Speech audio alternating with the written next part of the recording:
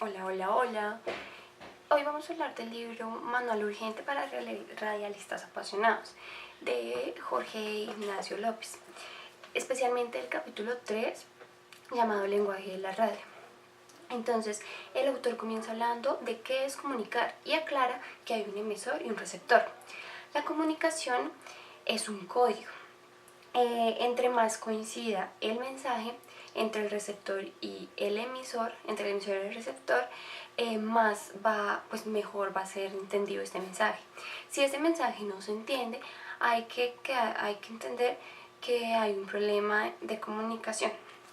También nos habla del enemigo número 1 de la radio, el cual es el ruido. Además de eso, hay diferentes tipos de ruidos. El primero son las cuerdas vocales. La pronunciación, el chasquear, los sonidos que hacemos al emitir un sonido, esos son los principales ruidos. Ruidos que molestan a la hora de escuchar la radio o a ti no te molesta. También tenemos el micrófono, donde hay que saber utilizar un buen micrófono, ya que a la hora de cogerlo, a la hora de tener como el contacto con el micrófono, hay que saber cómo se utiliza, ya que estos ruidos pueden quedar en el momento de hablar. El segundo son los nervios. Los nervios son, a pesar de que no lo creamos, es un ruido, ya que pues obviamente va a traer como consigo que la voz se ponga un poco más nerviosa, como estoy yo ahorita, o va a traer consigo muchas cosas más. Y lo último es el oído. Entonces nos dice que escucha radio, diferentes sonidos y el exterior el ruido del exterior, eso también es un enemigo. El otro es el transmisor, que es equilibrado para la señal. Cuando la señal no es buena, cuando se está haciendo como transferencia, que muchas veces nos pasa cuando se escucha como carrasposo, es porque pues obviamente no hay una buena señal, lo que quiere decir que esto también es un ruido. Y bueno, nos aclara que la comunicación la interpreta cada uno, el emisor es el que interpreta como el mensaje. Y nos habla de la triple voz en la radio, la cual es la voz humana, que es la que se expresa en palabras, y esta es la que acompaña en la radio. La voz de la naturaleza, que se conoce por los efectos de sonido, y la voz de los sentimientos, que se expresa con la música. La música debemos tener en cuenta que son los sentimientos del oyente. Además, el silencio pertenece al sistema de puntuación.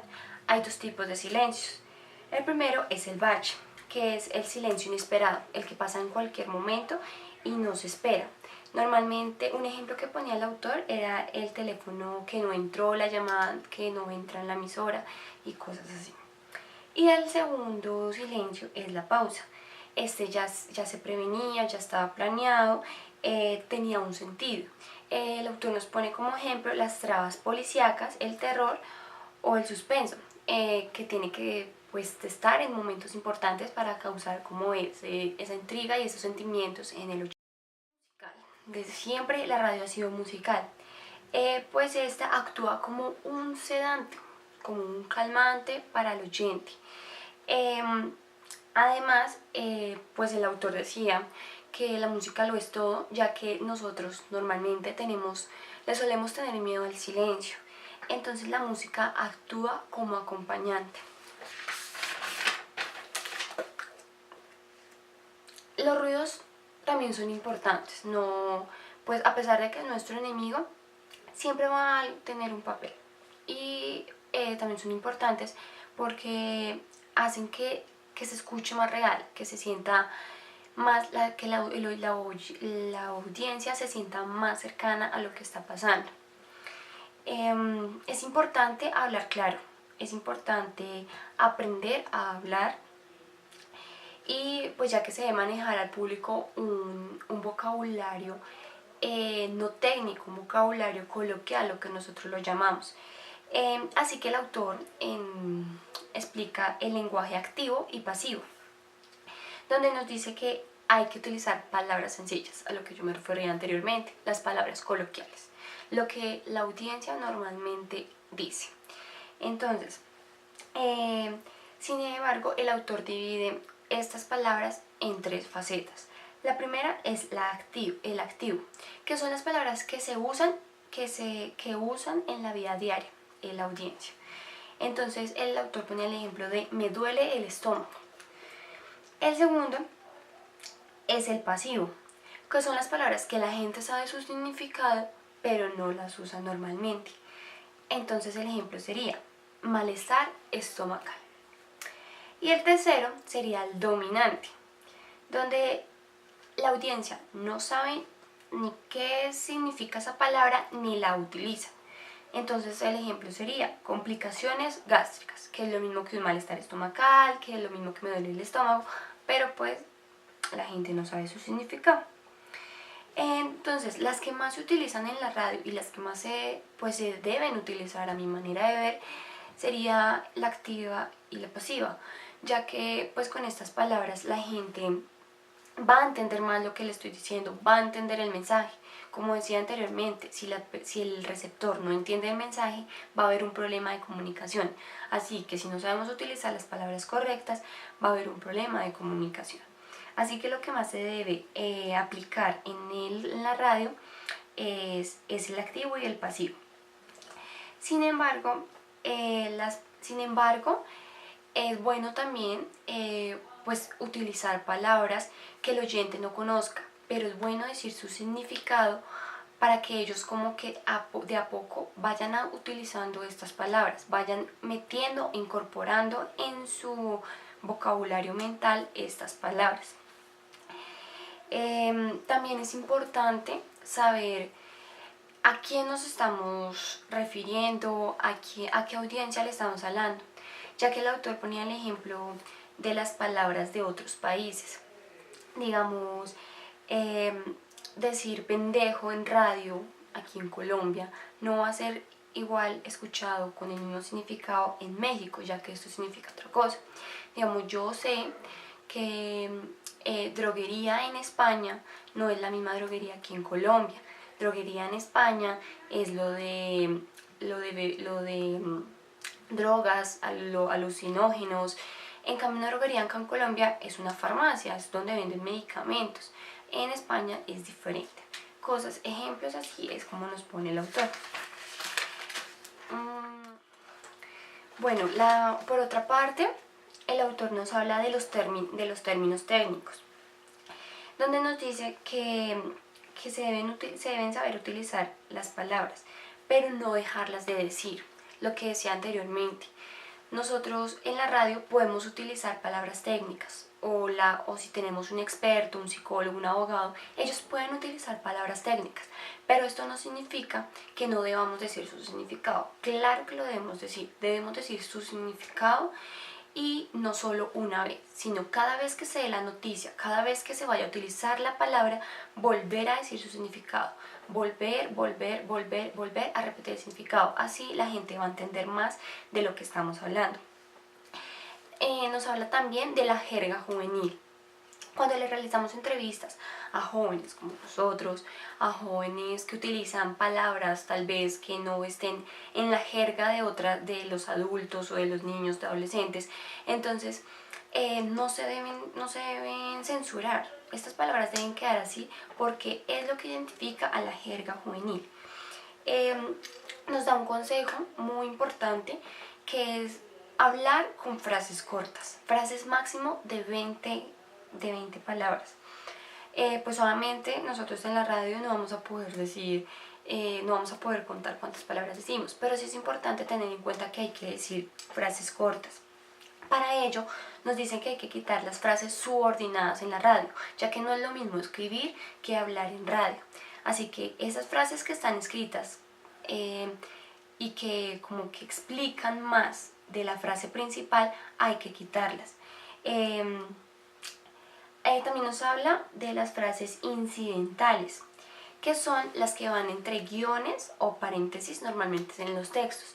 Estas frases en la radio se emiten, estas frases no se dicen, ya que, según el autor, me pareció curioso, dice que son frases que son como muletillas aclaradoras, pero que no aclaran nada. Y pues de mi parte es muy cierto, o sea, lo que hacen es confundirlo a veces, en algunos momentos más.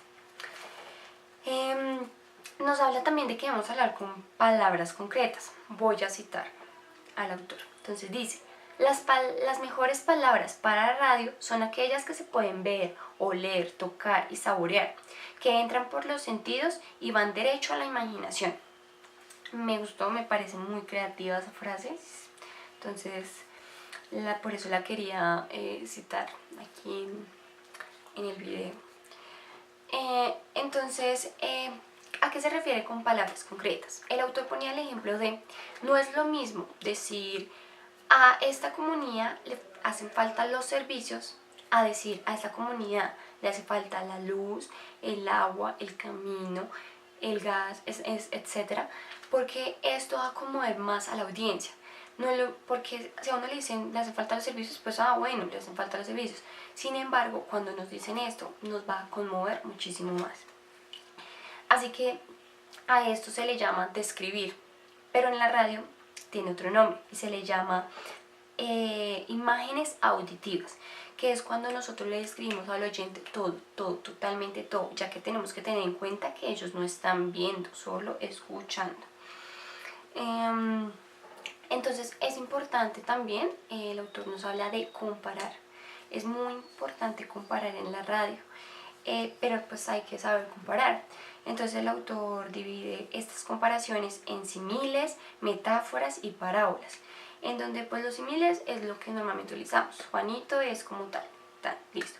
Las metáforas son comparaciones sin el cómo o más que, y las parábolas es como que describe situaciones más lejanas que iluminan a partir de otras aproximaciones. Es decir, un ejemplo muy claro, comparar el Parlamento con un partido de fútbol. Algo que está lejano, un parlamento, nadie conoce un parlamento, muy rara la gente que está muy interesada en un parlamento, pero si hablamos de un partido de fútbol la gente va a saber más. Entonces, comparaciones de este estilo. También nos habla de las exageraciones, que son muy importantes cuando se quiere como dramatizar o generar humor en las personas, ya que el humor va muy anclado a las exageraciones. El autor nos ponía el ejemplo de que no es lo mismo decir tengo hambre a decir me comería una vaca con todo y cachos. O sea, es como darle ese sentido de exageración para que todo suene más dinámico. Nos habla también de los refranes.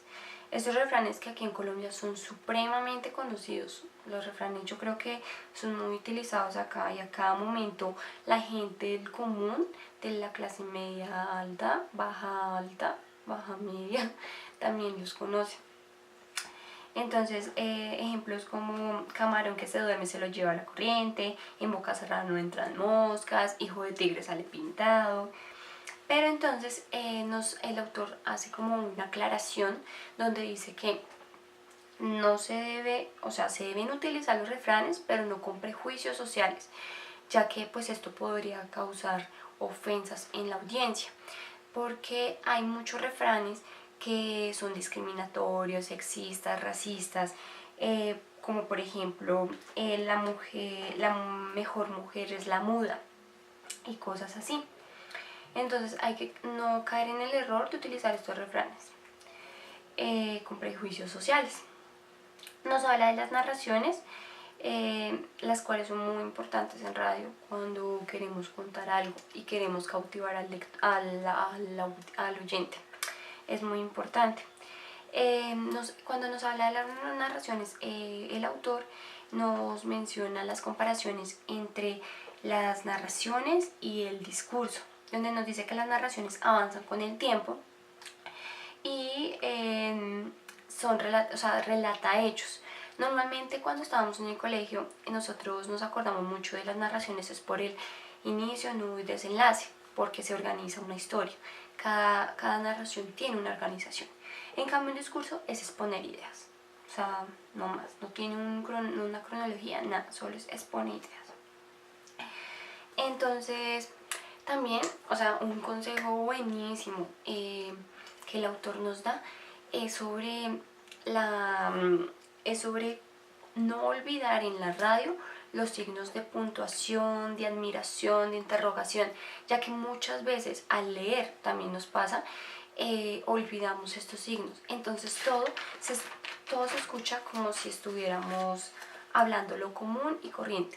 No se escucha ni la pregunta, no se escucha ni la frase interrogativa, nada, o sea, se escucha normal. Entonces el autor describe el tipo de frases. Entonces las interrogativas interpelan al oyente, las admirativas resaltan algo y las apelativas acusan algo. Entonces, pues las interrogativas normalmente son las que están en signo de interrogación cuando las escribimos como una pregunta. Las admirativas son las que están en signos de admiración, las que resaltan algo, como que pasó, como cosas que resaltan, que motivan. Y las apelativas son las que acusan, usted no ha hecho tal cosa, usted no sé qué. Bueno, también, o sea, algo que me pareció muy interesante, que sería lo último de este video, es la masculinidad que tiene el idioma. Pues el idioma español, muchos idiomas lo tienen, pero pues vamos a hablar del español. La masculinidad la tiene el idioma por lo general, ya que este idioma es muy sexista. Solo hablan en términos masculinos. Entonces el autor nos pone el ejemplo de cuando hay una audiencia gigantesca y donde se ve evidentemente que hay más mujeres que hombres, solemos decir hola a todos, pero nunca decimos hola a todas, ya que hay que notar que hay más mujeres que hombres, sino que ya es algo que se arraigó a nuestro idioma y ya es algo que, o sea, hasta nosotras las mujeres lo hacemos. Entonces me parece muy interesante este tema. Pero sin embargo el autor nos da soluciones para los locutores de qué debemos hacer en la radio. Entonces, digamos, nos dice que podemos explicarlo en doble sujeto. Es decir, cuando demos una noticia de la ciudad de Bogotá, digamos, debemos decir los ciudadanos y las ciudadanas. Ahí ya se están hablando de los dos sujetos, tanto femenino como masculino. Y otro ejemplo que decía el autor es sujetos más amplios. Entonces, en vez de decir la mujer, los hombres, te puede decir las personas, los individuos. O sea, sujetos más amplios que determinan lo que estamos hablando. Y bueno, esto fue todo. Muchas gracias por verme y espero hacer otro video.